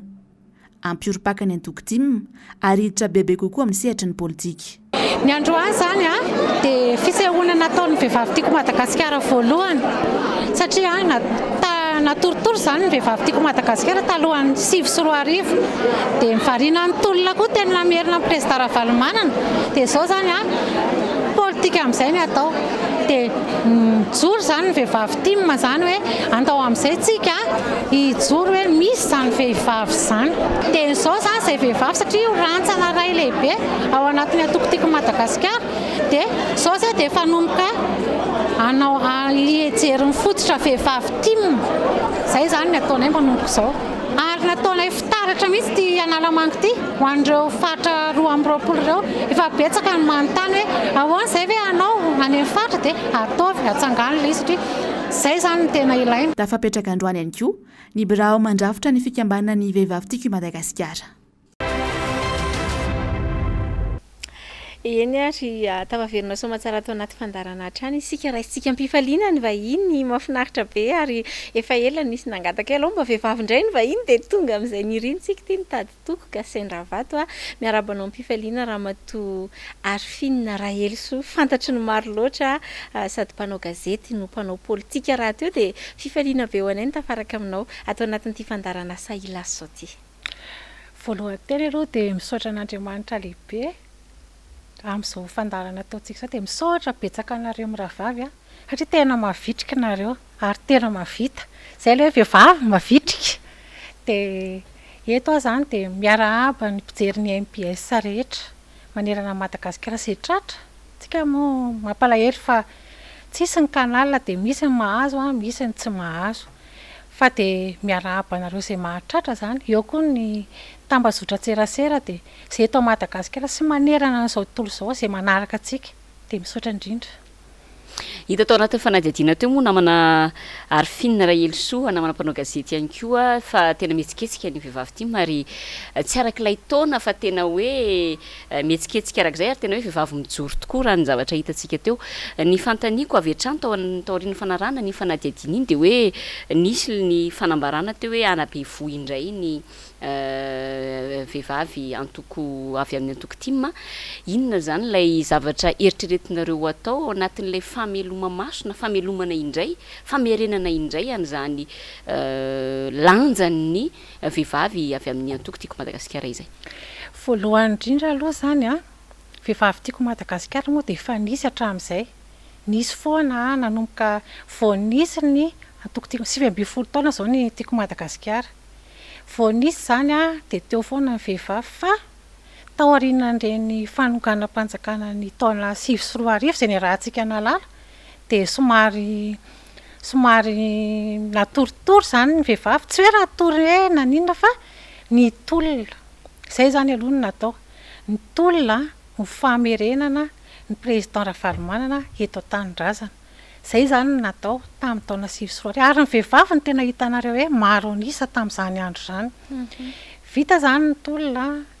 tafavery ny président Ravalomanana tsy ampy anefa an'izay fa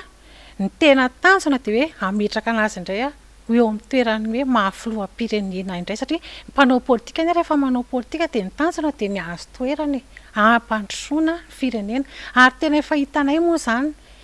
Za zany nanaraka foana hatramin'izay tsy hoe fitiavana hoe Ravalomanana fa ilay zavatra nataony zany tena hitako mihitsy hoe tena naharesy lahatra ary tena naharesy lahatra mihitsy satria za zany na teo amin'ny fampianarana zao aloha hitako izay zany tadidiko satria za mananjanaka kely tamin'izany andra tamin'ny libra ny zanako tsy tamin'ny EPP nahazo fanampiana ara-bola tamin'ny saram-pisoratana anarana tamin'izany. Teo koa ny fizarana cartable nahazo izay zany izay fotsiny zany ohatra teneniko hoe ankoatra ny zavatra be tabe dia kanjo moa zany niala teo amin'ny fitondrana izy vokatry ny fanonganam-panjakana izay tena nahapotika amin'ny firenena tsoroko mihitsy zany hoe tena potika amin'ny firenena. Teo zany efa nisy ny vehivavy fa natoritory ary tsy hoe nahatory moa zany araka ny efa nambarako teo fa nipetraka ny tolona tatoriana amin'izay tsy hipetra-potsiny amin'izay ny vehivavy tiako Madagasikara fa dia hoe andaontsika hijoro ary vehivavy maromaro vitsivitsy no nyresaka fa tsy hoe tonga dia hoe resa be hoe ahoana tsika reto ve dia hipetraka amin'ny fotsiny amin'izao andaontsika hamory ny vehivavy dia namory izay namory n'ilay vehivavy teo amin'ny vao niantso zany izay reo dia nisy teo amin'ny 40 efapolo teo eo dia kanjo moa efa nisy saika hetsika lehibe ho ataonay nisy le fanakatranan'le izy 12 mianadahy tamin'le nanao kanjo mena tamin'ny miara-manonja dia avy eo zay noho ny fahitana an'izay dia alao aloha hipetraka sy fetifety sy ny zavatra rehetrarehetra ataontsika fa alao aloha ataontsika alefantsika any amin'ireto gadra politika reto ny herintsika mahavehivavy antsika satria tsy hojerena fotsiny ireo dia rehefa natao moa ny antso betsaka namaly ny antso tamin'izany fotoana izany dia izay isaorana mbola isaorana eto zany teto toerana be tabe misy manana 5000 francs arivo ariary 2 arivo 5 arivo misy amanalina misy manetsina dia reny natambatambatra moa teo koa fanampian'ireo havatsika avy any Dilambato zany tokony diaspora ny avy any La Réunion eran'izao tontolo izao be tabe dia nanampy nahafahanay mba nitsinjo an'ireo gadra politika ireo vity ndao amin'izay tsika andeha amin'ny resaka politika satria efa tafavoaka ry zareo dia nanao antso izahay hoe andaontsika hanainga amin'izay satria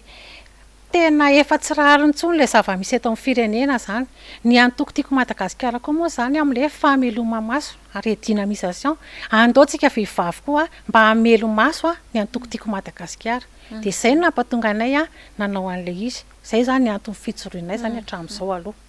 iny tamin'ny sabotsy teo iny moa zany ramatoa Arifina Rahelsoa no karazana fisehoana voalohany indray taorianan'izay fampietsehana na famoazana ny vehivavy teo anivon'tiako Madagasikara. Fisehoana iny fa tena efa retsika tamin'ny asa ary zay le mahafinaritra hoe tsy le effet d'annonce, tsy le fampahafantarana ny lasa loha fa le asa ny lasa loha satria tao anatin'ireny fidirana ponjana izy 12 mianadahareny de voateny foana ny anaran'ity vehivavy teo anivony antoko tiako Madagasikara. Ohatra zany satria tsy ho tia amin'ny teny fotsiny fa ho tia amin'ny asa ary de ankasitrahana be dia be tokoa. Efa nisy moa ny teny fisaorana nataon'ny solotenan'izy ireny zay efa nivahiny tato anaty fandarana ihany koa misaotra nareo tamin'ireny ezaka ireny fa efa miresaka an'izay ihany tsika Arifina de mino fa tsy hodisonao metraka an'ity fanontaniana ity vao miteny hoe Arifina tsika de ny olona hoe io le nigadra. Io le nigadrain'olona raharaha be reny tantara reny tantara tsy azo kosehana teo amin'ny tantaram-piainanao ihany koa mety misy ihany koa moa zany mety tsy voatery hoe tena naraka ny tsipiriana fa hoe te sintona kely hoe inona moa zany le tena zava-nisy tamin'ireny fotoana ireny nahatra hafiriana no tsy maintsy nijanonana tany ary inona kosa no fanambina lesona ny tsoahanao tao aoriana ny fandalovanao teny amin'izany fonjana tanimora zany. Ie. Saotranao nametraka an'izay fanontaniana izay satria tena andro lehibe tena tsy ho voakosika eo amin'ny tantarako mihitsy zany ny fotoana iny ary tsy ho adino mandrakizay. Kanefa ny kosany nanisy ary izany zavatra izany satria zavatra tsy fijoroana amin'ny fahamarinana ny gadrana. Za tena tsy nanao an'izany mihitsy hoe nanao publication amin'ny Facebook ka hoe anaratsy hoe tonga de teny hoe filoham-pirenena mpampon'olona sy ohatran'izany fa olona tany an-dafy zany ao amin'ny sitanay nanao an'ilay izy satria any an-dafy zany fomba fanao zavatra tsy ngamba ny eto Madagasikara zany manahirana amin'ilay zavatra atao amin'ny mampanao gazety ny tena koa mba misy ihany ny etika hoe zao ihany ny zavatra azonao atao tsy za mihitsy ny andeha hoe andeha hitony tena andeha ampigadra ny tenako fantako nefa fa zavatra tsy tokony ataoko zany de zay no nampalahelo tamin'ilay izy kanefa na de nisy ary izany zavatra zany zay no ohatran'ny zezika na piroborobo ny fitiavan-tanindrazana zay tena tsy leferako ary za tsy matahotra an'izany satria za efa nisotro ny aleko maty zany de hoe alao hijoro hiantson'ireo namako be tabe ary tena mangetahetangera vehivavy ireo fa tsy nisy le olona le niantso zany de ohatran'ny hoe lasa mipetrapetraka izy zao vita moa za zany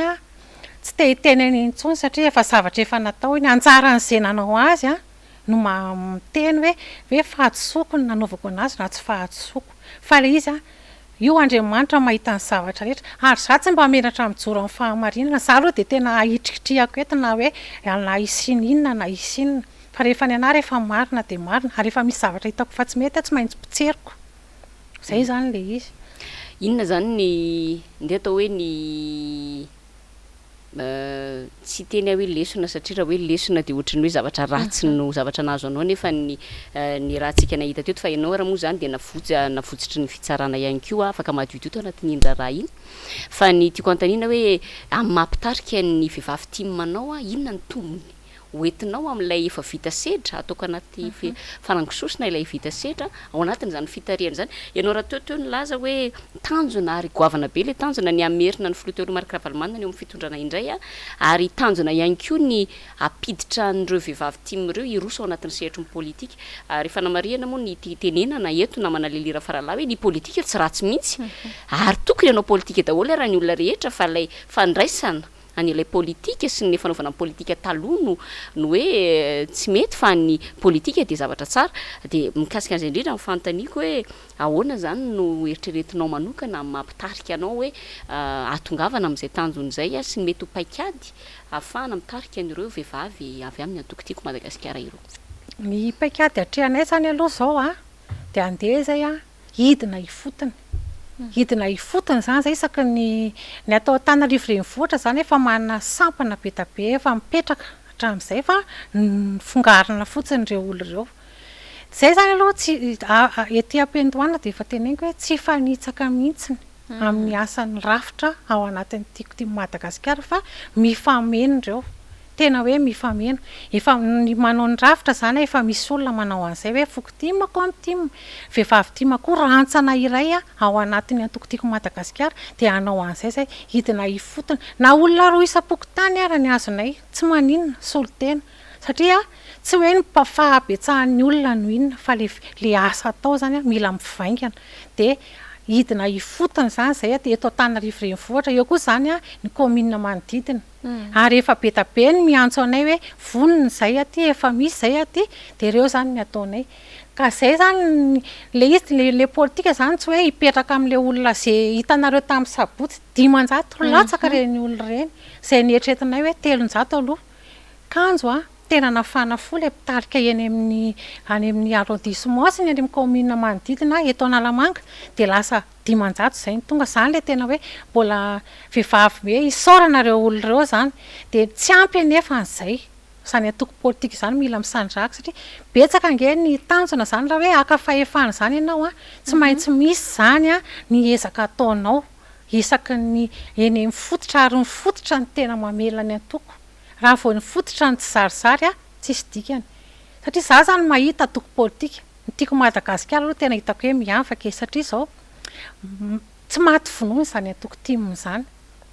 efa tamin'ny 2024 natao mihitsy zay ahafatin'ny tiako Madagasikara nefa mbola nisy ihany ka tamin'izany ara ve mo na dia tsy teto ampidirana ara ny filompanorona azy ny filomarika Ravalomanana tena hoe na vita mbola namelona ny atokotiko Madagasikara zay tafajanona teto zao izy efa eto tena na dia hoe mivonoana ara zany atokotimo dia mbola vao maika izy miroborobo dia izay vehivavy zany tena anampy tena anao zay hoe fameloma maso moa zany ny atao zao dia tena hoe amelo maso zany zay dia efa misy paikady ataonay fa iny zany ao anatin'ny fivoriana zany naonaovanay anazy fa tsy ho teneninay ampahabe maso zany satria hitanareo ihany zay moa le araky nylazainy namana rarina Clémence teo ary finina hoe vita sedra ataoko anaty fonteny ary dia hita ao amin'ilay fomba fitantara sy ilay ezaka ataon'ny vehivavy tokoa izay tarihinao satria ianao no filoha vonjy maika aloha amin'izao fotoana izao zany mandra-pahatonga ny fotoana hoe isiany fikaonandoam-pirenena ka isiany fifidianana ao anatin'izay rantsany eo anivon'ny antokotiko Madagasikara ho an'ny vehivavy izay fa hita sotra tao anatin'izany araky ny lazaiko teny am-piandohana hoe zany vehivavy timma zany tsy ny fisehosehoana ny lasa aloha fa ny asa ny lasa aloha dia tena tsaroko mihitsy isaky ny mihodina dia misy fampahafantarana foana hoe nanolotra fanomezana sy fanohanana ho an'ireo olona izay voafonja ianareo tena zavatra ngeza be zany fa betsaka ny manontany efa nanontanianay izy ity tamin'nisy fotoana nyresahana momba ny antokotiko Madagasikara dia averiko aminao koa le fanontany hoe be dia be ny te anontany vehivavy mijery antsika ny tokantrano any hoe zay tena te hafana foty mba ho isany zany vehivavy timy zany gaga zao zareo maheno hoe misy 500 latsaka ny tonga tamin'ny sabotsy mety mba anisany te hifanotrona tamin'izy ireny inona ny tena tokony atao mety azo hifampizarana ve ohatra ny laharana azonanao ary finna sa hoe ny anivon'ny boriboritany hoe misy rafitra azon'izy ireo atonona sa inona ny tokony atao no andreo maniry hiditra ao anatin'izany vehivavy timy zany zay rovavy sao eto mijery dia hoe tena mahaliana izy zany eny miboriboritany zany aloha zany dia mafisiko hoe misy zany mpitatana isaky miboriboritany maromaro eny dia afaka manantona an'ireny zany zay ohatra hoe vonona anao vehivavy tiako Madagasikara raha ohatra nefa tsy mahita anazy ireo dia eny Belera zany manantona eny Belera dia misy olona tompony andraikitra afaka mandray any anaran'izy ireny numéro ako moa zany afaka hoe omena zany numéro ako hoe afaka miantso be ta be amin'ny tambazotra tserasera ny tena moa tena hoe mpiserasera dia be ta be mihitsy manontany hoe ahoana fa zay te hiditra vao nahita ny hetsika nataon'ny vehivavy zany tamin'ny sabotsy dia hoe ay zay te hiditra ka io tsika koa zany tsika ao amin'ny atokotiko Madagasikara tena mila hoe akaiky ny fon'ireny olona reny fa zay ny tena dedavina tokony tsy misy le elanelana zany eo amin'ny mpitarika sy le olona hoentina fa rehefa zay ny vitantsika tena tonga daholo le olona ary tena velombolo tena hitanao hoe velombolo tamin'izany ange tsisy netohana firena ariary tsisy namena sakafo tsisy natao inona fa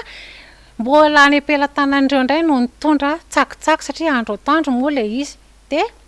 ino mbola ino no sarasaraina de eto koa mbola misaotra le olona zay tsy nitonona anarana izy fa mba hoe tena hoe nanampy hoe tia misy fanomezana ataonay mba hividananareo jus kely sy madeleine ho an'ireo ankizy reo reo ankizy moa tsy ankizy fa reo vehivavy reo azafady indrindra de eto zany zay de tena hoe tena faly satria tsy nampozina le zavatra misy tsy nampozina iny de ho ataontsika manome toky zany zay vehivavy tiako Madagasikara fa tena hoe hiasa anabe vo ametraka ny filoha maro karavalomana zay le tena hoe tanjona eo ataonay zany fa ankoatran'izay koa zany hijery amin'izay ny lafiny sosialy eo amin'ny samy vehivavy tiako Madagasikara satria hitanareo ihany zany hoe tena sahirana amin'ny vahoaka amin'izao hoe tena sahirana vidim-piainana miakatra ny fandriampahalemana tsy mandeha amin'izay laonina ny asa very asa reo olona be da be mihitsiny ny zanany nakaty soferana taxi ny teny tamiko hoe zay nge madama tena amin'ny telo mbola tsy vaky lovy zay tsy vaky lovy izy ianao moa président ny taxi de tena teneniko zay mbola tsy vaky lovy zay ozy izy eritrereto amin'izany manahoana ny fiainan'ny vahoaka zany amin'izao de zay tsy hipetrapetrahanay mihitsiny satria président Ravalomanina zany tsy propagande ny ataoko eto fa tamin'ny androny kosany aloha efa tena tokony tena ho lasa lavitra zay mihitsy nataon'ny olona tokony efa ho lasa lavitra mihitsy Madagasikara fa saingy potika tao anatin'ny ray mpimaso izy sendra nylainga tsara lahatra sy ny zavatra rehetrarehetra natao moa tamin'izany fotoana zany ny andreny tiako antanina namana arifina Rahelsoa de hoe ozy izy ianao te hoe ny mpikambana ao anatin'ny atao hoe fikambanana ve zany sa hoe ao anatin'ny vehivavy team de mbola samy mitondra zay voatsirambony tanany samy mitondra n'izay rehefa misy hetsika atao de samy miantoka ny zavatra hoe hoatrehany eny amin'izay toerana lesiny sisa de ny fantaniana apetraka ary mino fa fantaniana apetraka ny mpanaraka ny fandarana iny koa de hoe inona raha le tsy ambaratelo satria 20 taona zao ny vehivavy team mbola io nareo mbola vao maika ara memoroboroba mbola be dibe ara mangataka hiditra ao anatin'le rafitra misy anareo zany de hoe inona raha le tsy ambaratelo mahatonga n'izay fahatezana faharetana izay ho anareo zany eo anivony manahoana le fifanabeazana ve ny tenenako an'izany sa fifampitondrana ao anatin'ilay rafitra mihitsy le izy zany le conviction zany conviction amin'ny teny frantsay zany zay zany tena nanany mpikambana tiako Madagasikara misy ihany ny somary hoe tezitezitra kely raindray rehefa misy zatsy hoe tena 100% moa de hoe tena ho tsara ny ao zany fa misy zany le fahasorenana kely fa le fahasorenana tsy mandry ny andro rapitra ohatra mpivady miady ihany io androany izy miady rapitra izy miompona de ohatr'izay zany ny ao misy mimenimena za tsy anao tsony fa tena zao fa rehefa aveo izy iny izy fa tonga satria resy lahatra izy de zay zany tsy ambaratelo zany rehefa le olona mitarika anao iny zany no alain'ny olona ohatra rehefa iny ny tena hoe toteny amin'ny olona mandeha ho azy ny zavatra rehetra fa rehefa tsy toteny ny olona iny amin'ny teninareo mpanolotsaina ny tanàna zany ao aminareo koa nge tena misy an'izany hoe misy zavatra tsy fara-dalàna hoe de ohatr'izay rehefa le olona lehibe zany no toteny aminao de mandeha ho azy ny zavatra rehetra zay zany tsy ambaratelo kely fotsiny zay nefa tena goavana be zany zavatra zany efa niresaka toy amona manalilira faralana metraka fantaniana momba ny tantaranao lasanao tsy ela fa voangakaingana ihany mahakasika an'le resaka mahampanao gazety anao sy ny zavatra nysedrainao fa ny fantaniana tiako apetraka indray te ametraka kely an'le mahampanao gazety anao eto hoe efa natsidika teo ihany hoe sahirana ny vahoaka sy ny sisy hoe manahoana mety fahitanao eto zany Arifina Rahelsoa mampanao politika indray no tiako ametrana fantaniana sy mampanao gazety ihany koa tsy maninona manahoana ny fahitanao le politika akapobean'ny fanjakana ankehitriny be dia be no milaza ary tsy ianao ngamba mahita an'izany tsara mampanao gazety hoe ny resaka fisehosehona ivelany tena lara-pameana amin'izao fotoana izao fa tsy ilay sosialim-bahoaka araka nambaranao teo manahoana ny fahitanao an'ilay politika akapobean'ny fanjakana mihitsy zany amin'izao fotoana izao raha jerena ny fomba fitantanana ny fijereko ny fitantanana amin'izao zany aloha de ohatrany hoe le ao amin'ny Facebook ny tena esan'ny mpitondra fanjakana raha vao ao amin'ny Facebook misy hoe za zao ohatra ray fotsiny ty ny teneniko zany resaka Tananarivo reny fako tery ampamantanana tena eny amin'ny atsasaky ny arabe fena na alefako tamin'ny Facebook partage angamba efa misy firy raha andro tao aoriana iny tonga ny commune naka an'le fako ohatr'izay zany ny fitondrana ny raharaham-pirenena famonoana afo mibetsaka fa tsy misy hoe ty tena politika mazava hoe ty misy lalana zay zany tsisy le lalana tongavana zany tsy misy fa zavatra famonoana afo rendrarendra zay zavatra misy fa le tena fijerena sosialim-bahoaka zay nge ny tena mahampitondra mpitondra sosialim-bahoaka sosialy zany fampianarana fitsaboana lalana fandripalemana asa zany zany ny zavatra mamaika amin'ny vahoaka ankehitriny nefany tsy izay le zavatra ataon'ny fitondrana any amin'ny zavatra hafa kianja zany ve moa mahavelona ve zany kianja nge zavatra ny baria zany nge indray mpandeha ao anatin'ny ray vola ao anatin'ny herintaona angamba misy nefa le kianja mamasina zay tena hoe zavatra efa nisy hatramin'izay novaina ao anatin'ny ray mpimaso koa ny anara asa raha nangalana ny hevitrinareo mpanolotsaina reny hoe hovaina kianja satria anareo commune nge io resaka kianja io tsy fangalana fankatoavana natao taminay fa fampahafantarana zay ngamba no asika ilazana de iny zany ohatra fotsiny hoe itenenako hoe ohatr'izay daholo zay le hoe ohatra avy any ambony hatraty ambany zavatra tsy metraiky amin'ny vantana zany amin'ny vahoaka no ataon'ny fitondrana kehitriny fa zay tiany ataony atao ary zay maty volana ny kibony zany resaka hoe demokrasia moa zany eto de tena tsy misy satria zay miteny tonga de na de hoe teny kely tsotra fotsiny misy rangahara izao zao tsisy akory le action tsisy le ina fa ny teny izy hoe ilaina midina ty andala eny an-dalambe tsika vahoaka fa zotsika maneho hevitra tonga de to migatra izy amin'izao andro zao zany ve raro ny ve zany olona maneho hevitra amin'ny Facebook gadraina 450 volana any hatramin'ny maizina nefa za mahita hoe mpamon'olona mpangalatra zange tany atamory nahita tsara tsisy amataonany akory nefa nola namon'olona nangalatra tena hoe nangalatra de manino reto olo reto nitazominao any mifa marary ohatra ny ministra Roly Mercia zao marary izy nefa tsy rara iny ny fanjakana mihitsy zany sy ny tribunal moa tsy haiko hoe ahoana fa de tena mahontsa le izy hoe zany ve fanapotehana zany berija potehana ve olona tanora manana hoe dokotera manana ny zavatra ataony mananjanaka kely potehanao 44 mois izy any apigatra any tena mba tsy rariny de zay zany ny tenenako hoe sady tsy misy ny demokrasia tsy misy ny fijerevana amin'ny vahoaka madinika fa ny zay manana moa de manana ihany ary tena hita amin'ireny sary amin'ny Facebook fa be kibo tena hoe be kibo daholo ry zareo tsika malagasy koa rehefa manan-karena de io voaka voalohany ahitana anazy hoe ao ya voandroany moa no nisy fanamarihana kely ihany tia namana lilira faralasy namana arifina rahelosoa nisy tranga mampalahelo tokoa satria dia zaza kely anankiray na olan'ny ray kely ary de maty namony ainy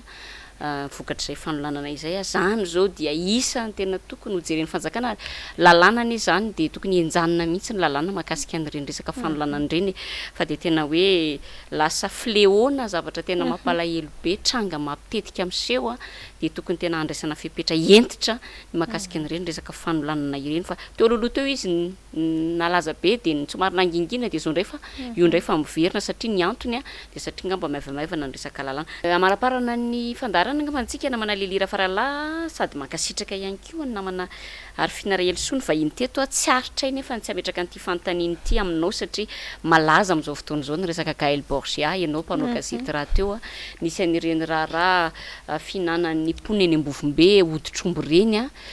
nisy ny réaction nataon'ireo mpanao gazety avy any ivelany izay correspondant avy any ivelany nisy mihitsy ny guerre médiatique fifanolanana mihitsy teo amin'ny mpanao gazety teto toerana sy nireo mpanohana ny Gaël Borgia nisy ihany koa ny ataontsika hoe famoahana taremarika zay efa milaza fa efa maherin'ny ray tapitrisana nefa no tratrany sy anjadiny ny resaka tsy fahampitsakafo any amin'ny tapany anosony tany tsapany atsimon'ny nosy iny niteraka resabe ohatra iny resaka raha Gaël Borgia iny fantaniana apetrako aminao mampanao gazety anao hoe ny fanenjehana ny Gaël Borgia ve no tena tokony natao lojika sy natao lara-pahamehana ho an'ny fitondrana sa kosa ny fijerena n'ilay tranga izay notanterina io mpanao gazety io raha ny fahitanao azy manokana ary ametrahako fanontaniana aminao ihany koa hoe manahoana koa fahitanao le faninjehana an'ity mpanao gazety ity izay tena totoafo ny fanafiana moa izy ny fitenin'ny tanora rehefa mpanaraka an'ireny baolina kitra ireny totoafo ny fanafiana fa tamin'ity dia tena totoafo tokoa ny fanafiana mikasika ny namana Gaël Borgia manokana. Teny tsotra fotsiny ngambany avaliko amin'izay zavatra izay. Iny vao maika nampirehatra ny zavatra nataon'ny fanjakana. Ka eo ane matoa izy mandeha mpanao gazety dia mitatitra ny vaovao hitany. Ary tena nisy le vaovao ary nisy pirofo fa tsy hoe niteniteny fotsiny izy hoe natao fotsiny le fitenenana. Dia amiko izany tena vao maika iny zavatra tsy mety nataon'ny fanjakana fa ny tokony nataony nalainy ohatra iny. Dia hoe andeha itsika hijeren'izany tokoa satria ny zanakitsika misy mihinana hoditra. Fa tsy tonga dia hoe zao ary ny teneniko anareo eto Antananarivo ane tsika mpanao gazety. Mbola tena misy lavitra, mbola misy ratsy lavitra noho izany. Satria za zao mahita eny amin'ny fanariam-pako eny malagasy toa tena malahelo mihinana sakafo efa arin'ny olona any amin'ny fanariam-pako miaraka amin'ny alika eo akaikiny. Zany ve tsy tena zava-doza zany. Ka ahoana moa ny amezana tsiny ny mpanao gazety? Ianao ny mpanao gazety tsy fahavalo. Fa izy rehefa izy nge zany hoe mpanao gazety zany nge zavatra inona moa izy tena hoe fomba iray ahafahana mahafantatra vaovao. Zay fomba endrika iray ahafahana vaovao zay tsy hitan'ny mpitondra. Tsy voatery nge hoe hitanao daholo zany fa misy hitan'ny masonao, misy tsy hitanao. Dia iny tokony nangalany lesona hoe tonga dia hoe andao jerevana misy zanakay mihinana an'izany satria tsy aro hitanao daholo ene ny zava-misy eto Madagasikara satria malalaka be Madagasikara. Io moa zany tonga amin'ilay misy sarisary anohatra kely tiako raisina hoe raha sanatria misy olona maty an-drano na sanatria misy olona tratran'ny lozam-pifamoivoizana ohatra dia misy isan-jatony maro variana mijery fotsiny hoe finona ny zava-misy isan-jatony maro mifanilika hoe iza ny tompony andraikitra tamin'io fa isan-jatony faran'izay kely no mandray andraikitra hoe ndeha hoentiko ty dia hojaboky na hovonjeko na hoentiko any amin'ny hopitaly. Izay ngamba no azoko andikanana iny resaka raharaha Gaël Borgia sy ny finanana hoditra iny marina be mihitsy ilay teninao teo ary finna mampanao gazety mampanao politika hoe ilay famahana an'ilay olana ny tokony masoana fa tsy mety raha anao asana pompier lava eto amin'ity tany sy fanjakana ity efa mandeha any koa moa ny fotoana ary dia ankasitrahana be dia be aloha ny nahafahana niaraka taminao teto tena misy ny vehivavy afaka mijoro ary hita mihitsy zany zao fa na eny anivo ny asa fanaovana gazety eny anivo ny asa fanaovana politika dia ilaina ny vehivavy ary everiko hoe misy an'le ataoko hoe inona re zany ilay affection maternelle ve efa natoraly aty anatin'ny vehivavy ka mahatonga ny vehivavy to akaiky ny olona kokoa rehefa manazava hevitra rehefa mitondra izay azo ny entina ho fampandrosoana ny firenentsika raha teo ny teny malagasy tsy nanao tahaka ny teny frantsay hoe patrie fa firenena avy amin'ny teny hoe reny dia manome lanja be ny vehivavy izany zavatra izany dia ankasitrahana be dia be hiarifinina izay anisany ataoko hoe vehivavy filamatra ary vita sedra mihoatra noho ny sedra ny lalovan'ny hafa nanaiky ovahiny fandarana tamin'ity androany ity dia miraro soa be dia be ihany koa sika ho andreo vehivavy rehetra ao anatiny antoko-tima manisany moa ny tenanay zany tsika roa zany zao eto ny tena antoko-tima ny mpanolotra hitantsika eo ihany ny namana ny oriana fa dia ankasitrahana ary finna niaraka tato anaty fandaharana tamin'ity hariva ity. Dia makasitraka anareo miravavy koa namana Lilira Faralasika Mansarary Nirina nandray anazy zany tamin'ity harivarivo ity fa kely fotsiny teneniko hoe aminareo amin'ny commune zany zany efa mba mpanolotsaina ny tanàna ihany nandritra ny 12 taona maheno ny resaka reo vavy teo fa tena kivy mbola tsy nahita an'izany mihitsiny hoe mpanolotsaina ny tanàna nasaina manao demande d'explication fa madika be zany le izy fa tokony nareo raha ny andehanao dia angataka fanazavana aminazy amin'ny zavatra rehetrarehetra tsy mety sy miseho eto amin'ity tanàna Antananarivo ity. Zay no mbola atsiarovako neny be ny tanàna teo aloha satria neny tena nahay niara ny asa na fahatena nataony nisy tamin'izy nitondra be da be tsy nitovy hevitra tena hoe tsy nitovy hevitra nisy ary tena mbola betsaka noho izao ary misy mifritoma zany hitanareo tsara zany be da be maro anisy izy tao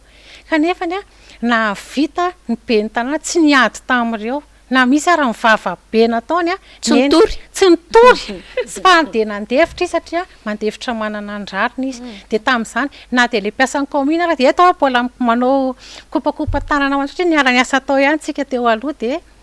na niafatra nataonareo zany de tonga aketo hoe malahelo nareo hoe tsy ampy sakafo zay zany natao hoe tsy ampy sakafo nareo satria biscuit mba nomenanareo tamin'ny 26 juin ka de mbola vavy ny maraina zay zany fahaizakivy de manentana ny vehivavy tima zany zay hiditra de mbola mitaona antsika tao amin'ny namana tsika tsy misy an'izany hoe hirikiriky zany fa tena hoe tao amin'ny namana rehetrarehetra mbola hidiny zay a hidina ifotony a fa mbola miandry zay baiko avy amin'ny bureau politique zay a zay vao afaka manao satria zay zany tsy mandingana mihitsiny a andreo bureau politique ireo tsy hoe zay tianay atao ny atao fa de miandry baiko satria ao anatin'ny atoko a misy mifitsipika ifampifehezana de misaotra anareo mpijery koa mpanaraka zany a ny MPS eto Madagasikara sy manerana an'izao tontolo izao misaotra tompoko ya mbola ho avy ny maraina ozy ny namana harifina Rahelosoa de tena izay ihany koa ngamba no entintsika hanakatonana an'izao fandarana Sahia Lasa zao tamin'ity alina ity namana lilira farala ny fampatsahivana ny laharana ahafahanareo mifandray aminay angambany a misy ny laharana izay arahanareo eo ambany io a dia eto ny profo a misokatra amin'ny tanatana ho antsika rehetra ny fandarana Sahia Lasa zao a dia amiko ny namana lilira farala ny tena famarana na ny fandarantsika makasitraka tompoko atrony fiarahantsika ankasitrahany ianao nanaraka ny fandarana hatramin'ny farany a amin'ny herina nito izao indray ny fotoana antsika manaraka raha sitrapon'Andriamanitra mandra-piona tompoko